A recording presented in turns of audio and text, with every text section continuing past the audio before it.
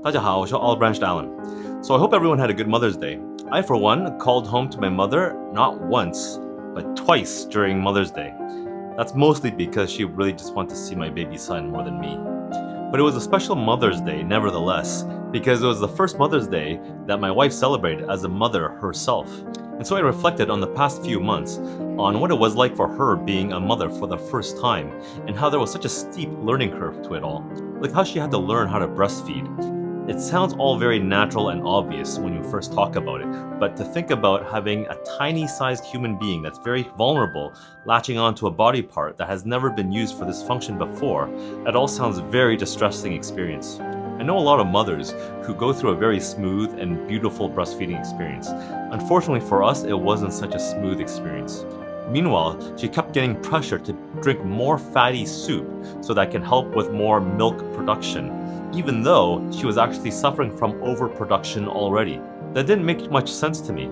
And her relatives kept telling her stuff like, you can't eat any spicy foods, you can't eat any fruit, and my favorite, you must drink boiled warm water.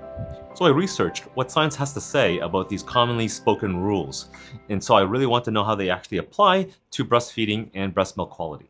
What I found was a lot of them was common sense, but also counterintuitive, and I'll share with you some of the most common points in case you are also going through something similar to us. So what everybody knows about breastfeeding is to avoid drinking alcohol.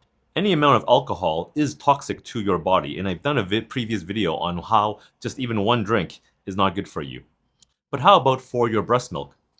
Alcohol does get passed really quickly into your breast milk after consumption, as the alcohol content in the breast milk really mirrors that of the mother's alcohol content in her bloodstream.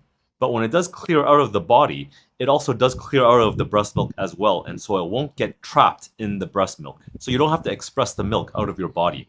Just don't breastfeed after drinking, and that amount of time it takes for your body to get rid of it out of your system will depend on how much you drank and the mother's body weight.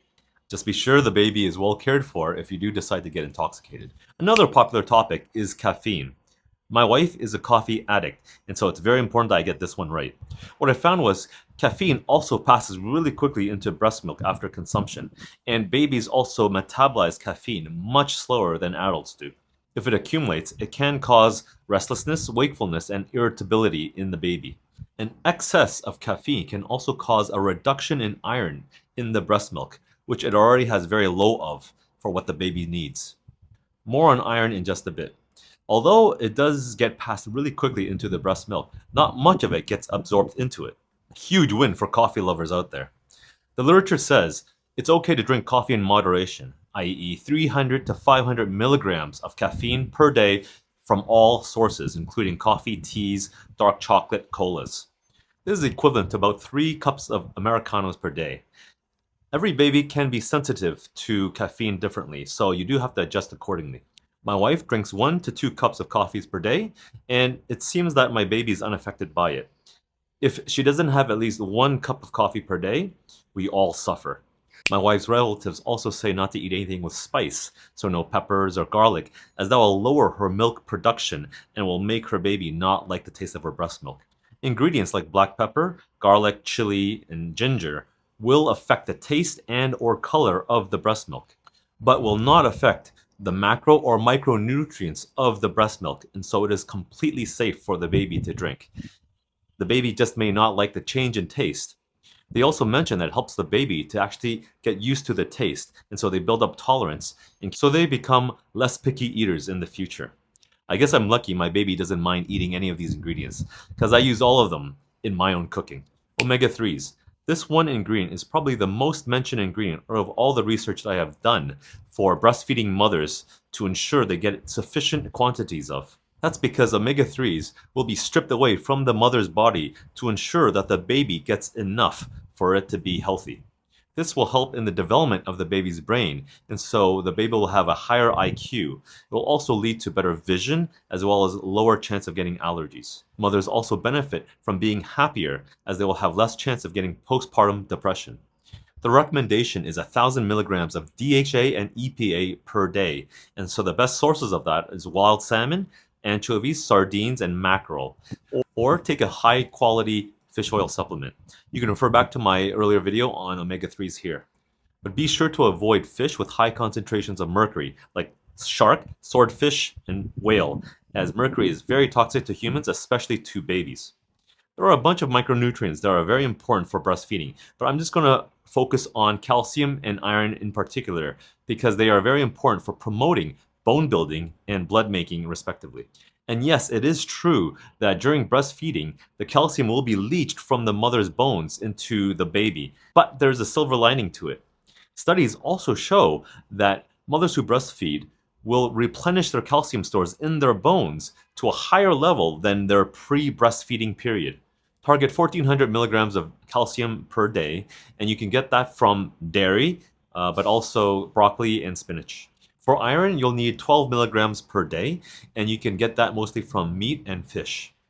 If you're a vegetarian or vegan, then you definitely want to be very careful about getting your nutritional requirements for the day because it's going to be extremely difficult to get good sources of iron, omega-3s, and even protein without having any meat in your diet. This is where taking nutritional supplements may play an important part. Moderate level intensity exercise is shown to be completely safe for breast milk, but high intensity training has been shown to cause an increase in lactic acid in the breast milk and a decrease in IgA. However, these actually will come back right after 1 hour after exercise, and it's shown to be completely safe for the baby to consume. Mothers doing resistance training, however, actually will retain more calcium in their bones, hence they will have less bone mineral density loss. Stress, hormonal conditions, sleep quality, as well as medication will also affect the quality of the breast milk. There is some good news for those of you who just have had a baby. Because breastfeeding actually consumes a lot of energy from the mother, the recommendation is to increase calorie consumption to 300 to 500 kilocalories per day, so you get to eat more. Your body knows to be more efficient, to absorb more nutrients from your diet, as well as to utilize and to retain those nutrients effectively. Your body also uses up more of the fat that's remaining in your body from pregnancy when making breast milk. Plus, studies do show that you end up losing more fat if you breastfeed. As mentioned earlier, the breast milk's nutrients will be leached from the mom's body, and so the quality of the breast milk will remain relatively stable. However, if the mom's diet is constantly poor, then the energy for the mother will be low and then she cannot be her best self for the baby, as well as it will eventually lead to malnutrition, causing negative outcomes for mom and baby. Staying properly hydrated is generally a good health advice, but there's no specific amount that you need to be drinking. Any increase in fluid intake will not necessarily mean that you'll be producing more milk. That's a misconception. Just make sure you're not dehydrated, as you'll be losing fluid every time you're nursing. Lastly, I do want to say that although the science do say that breastfeeding is healthier for both mom and baby, every family is different, with different sets of constraints and different complications. And so you should not feel guilty or shame if you opt for formula instead.